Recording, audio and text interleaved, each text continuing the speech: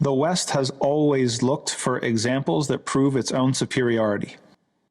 The West has always looked for examples in the Muslim world, in the Eastern world, whatever you want to call it, that prove its own superiority, meaning the West's superiority. That's why when something happens in a Muslim country, in Africa, in Asia, anywhere outside of the West, that makes us look bad, even if it is bad, right? It might be bad, but it makes us look bad. You're going to see an asymmetry of attention. You're going to see an asymmetry of media coverage. All the sort of issues that, for example, prove that the West, for example, I'll give you a timely example. A few years ago, there was some Saudi girl who fled her country, fled her family, and then was given political asylum in Canada. It was a big media spectacle. And Allah knows best. Maybe she had an abusive relationship. Maybe it was really, really bad. But that's not the point. The point is, look at the degree of media fanfare that she received. Why? Because of what she symbolized. She symbolized to the West that the West is the place of tolerance and freedom and all these things. It was a narrative that the West can pat their back and say, look at us, aren't we superior? Aren't we enlightened? Aren't we better than them, right?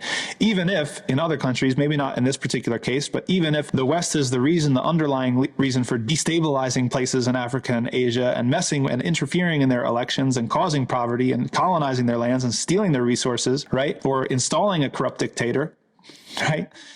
Then when the results happen, anything that makes it look bad is going to receive a lot of media attention because it makes the West look good and feel superior, right? Whereas when something similar happens in the West, and it does, let's talk about the sort of intolerance that we see in France towards religious practice or whatever. This is not something that's blasted on the main media outlets, right? In addition to the fact that the media is based off of scandal and outrage and these things make money, there's also something else here.